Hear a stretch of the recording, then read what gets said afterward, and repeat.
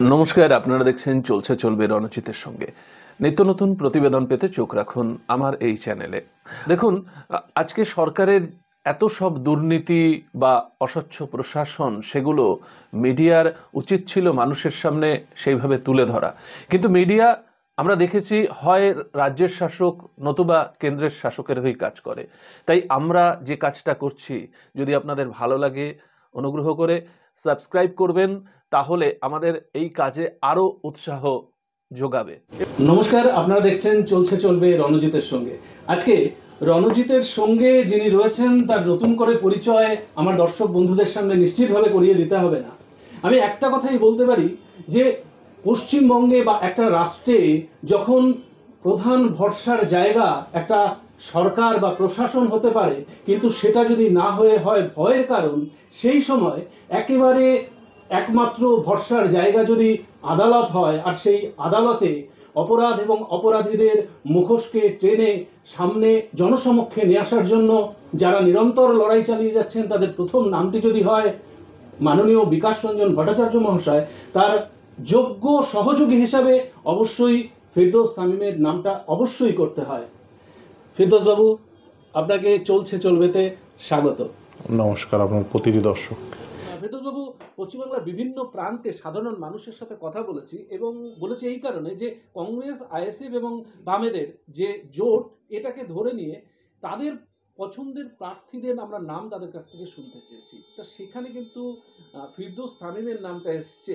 যদি কিনা নেতৃত্ব ফিরদৌস শামীমকে বলে এই নির্বাচনে, আসন্ন নির্বাচনে প্রতিদ্বন্দ্বিতা করবার জন্য, ফিরদৌস শামীম কি প্রস্তুত তার জন্য? দেখুন, আমি এই প্রশ্নের এড়িয়ে যাব না, কিন্তু একটা কথা আমি বারবার বলবো, সেটা হচ্ছে যখন যে দায়িত্ব আমি মনে করি নেওয়া প্রয়োজন, আমি সেই দায়িত্ব নিই, এবং আমি কোনোদিন দায়িত্ব ছেড়ে পালিয়ে যাওয়ার মানুষ নই। যদি প্রয়োজন হয় নিশ্চিতভাবে যে কোনো প্রকার দায়িত্ব আমি নেব। এবং সেক্ষেত্রে দেখুন, সবসময় যে ভোটে দাঁড়িয়েই যে সে দায়িত্ব পালন করা যায় তা তো নয়। আমি তো এই যে লড়াই করছি, সে তো ভোটে না দাঁড়িয়েই লড়াই করছি। ফলে দায়িত্ব যে সবসময় ভোটে দাঁড়িয়েই পালন করতে হয়, এটা আমি মনে করি না। নিশ্চিতভাবেই কোনো কোনো সময় সে দায় থাকে, নিশ্চিতভাবে সে দায় থাকলে সেই দায় পালন করবে, এ নিয়ে কোনো সন্দেহ নেই। আমার মনে অন্ততপক্ষে সন্দেহ নেই। অন্য কারোর মনে সন্দেহ থাকতে পারে, আমার মনে কোনো সন্দেহ নেই। যদি প্রয়োজন হয়, প্রয়োজনের সাপেক্ষে সমস্ত দায়ী নিতে আমি প্রস্তুত। কিন্তু একথা বলবো যে শুধুমাত্র আমি বিশ্বাস করি না এই গণতান্ত্রিক কাঠামোয় শুধুমাত্র নির্বাচন লড়া বা নির্বাচনে জয় পরাজয়ই শুধুমাত্র লড়াই দেওয়া যায়, তা কিন্তু নয়। আমি মনে করি প্রতিটি ভারতীয় নাগরিকের সমানভাবে দায় আছে, এবং এই দায় বিভিন্নভাবে পালন করা যায়। শুধুমাত্র ভোটে দাঁড়িয়েই পালন করতে হবে, বা নির্বাচিত হয়েই পালন করতে হবে, বা নির্বাচনে জয়ের মাধ্যমেই সেটা পালিত হওয়া সম্ভব, তা তো নয়। আমি জাস্ট একটা উদাহরণ দিই। ধরেন, আপনি বললেন বিকাশবাবুর কথা। আজকেই আপনার মুখেই আমি শুনলাম মিমি চক্রবর্তী, সে নাকি ইস্তফা দিয়েছে। এখন ইস্তফা গৃহীত হবে কি হবে না আমি জানি না, আপনার মুখেই আমি শুনলাম। বোঝাচ্ছেন যে না, যাতে ইয়েস। কোন কোন লোকসভা কেন্দ্র থেকে? যাদবপুর লোকসভা কেন্দ্র থেকে। সেই যাদবপুর লোকসভা কেন্দ্রে মিমি চক্রবর্তীর বিপরীতে প্রার্থী কে ছিলেন? বিকাশ রঞ্জন ভট্টাচার্য। আমি নিজে প্রচার করেছি। ইভেন যেদিন ভোটের দিনও দেখেছি কিভাবে ভোট লুট হয়। আমরা গাড়ি নিয়ে যাচ্ছি, সেখান থেকে ছুটে পালাচ্ছে লুটেরারা। এই চিত্র আমার নিজের চোখে দেখা। আমি নিজে ভোটের দিন বিকাশবাবুর সাথে এক গাড়িতে। তিনি নির্বাচিত হননি, এটা সত্য, এটা বাস্তব। পরবর্তীতে তিনি রাজ্যসভায় গেছেন, সেটাও বাস্তব। তারপরেও কিন্তু বিকাশবাবু যেভাবে তার সামাজিক দায়, তার রাজনৈতিক দায়, এই দুর্নীতির বিরুদ্ধে লড়াই, যে লড়াই দিয়েছেন, সেই লড়াই কি মিমি চক্রবর্তী দিয়েছেন? কেউ বিশ্বাস করে? তাহলে শুধুমাত্র নির্বাচনে জয় পরাজয়ই আপনার যে সামাজিক দায়বদ্ধতা, রাজনৈতিক দায়বদ্ধতা, সেটা পালিত করবে বা পালন করতে সক্ষম হবে, তা কিন্তু নয়। আমি মনে করি প্রতিটি ভারতীয় নাগরিক তিনি যদি সচেষ্ট হন তার স্ব ক্ষেত্রে, তাহলেই তিনি করতে পারবেন। সেটা যে সবসময় নির্বাচিত হয়েই করতে হবে তা কিন্তু নয়। উদাহরণটি দিলাম। আমি নিশ্চিতভাবে মনে করি, হ্যাঁ, ওটাও একটা অংশ।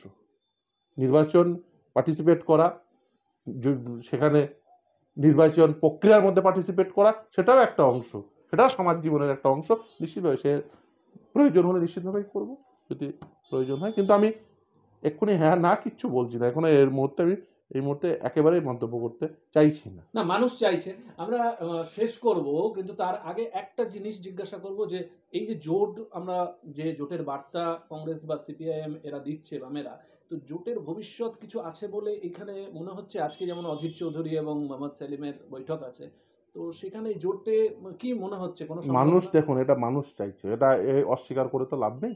দেখুন, সেটা নিশ্চিতভাবে নেতৃত্ব ঠিক করবেন, কিন্তু মানুষের মধ্যে একটা তীব্র আকাঙ্ক্ষা রয়েছে এবং মানুষ এটাও বুঝতে পারছেন কোথাও না কোথাও এই তৃণমূল বিজেপি বোঝাপড়া রয়েছে, এবং সেই বোঝাপড়ার অংশ হিসেবেই তৃণমূলের নাম্বার 1 এবং নাম্বার 2 জেলের বাইরে, এবং বিশেষ করে লোকসভা ভোটের পূর্বে ওই নাম্বারের অঙ্কে তাদের জেলের বাইরে রাখা হবে বলে মানুষ বিশ্বাস করছেন।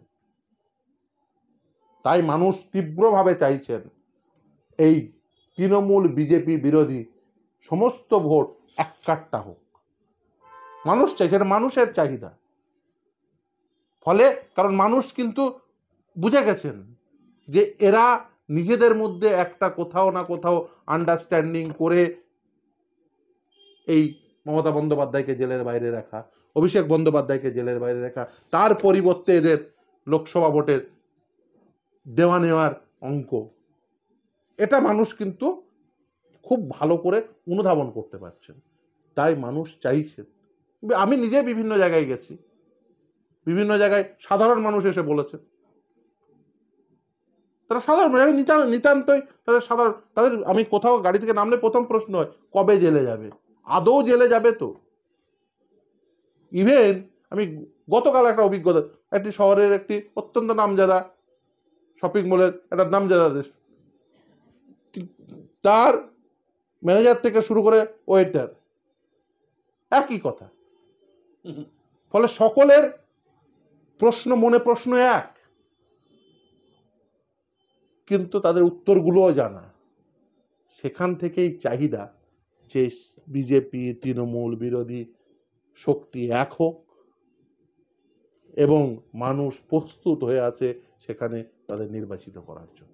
ফেরদৌস শামীম বাবুকে অসংখ্য ধন্যবাদ যে এত ব্যস্ততার মধ্যেও আমাদের একেবারে সমস্ত কিছু অকপট বলেছেন।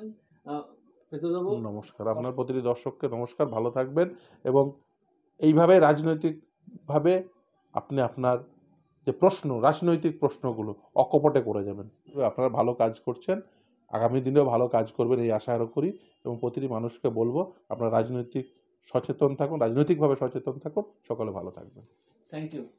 আপনাদের চোখ থাকুক চলছে চলবে রণজিতের উপর। ধন্যবাদ।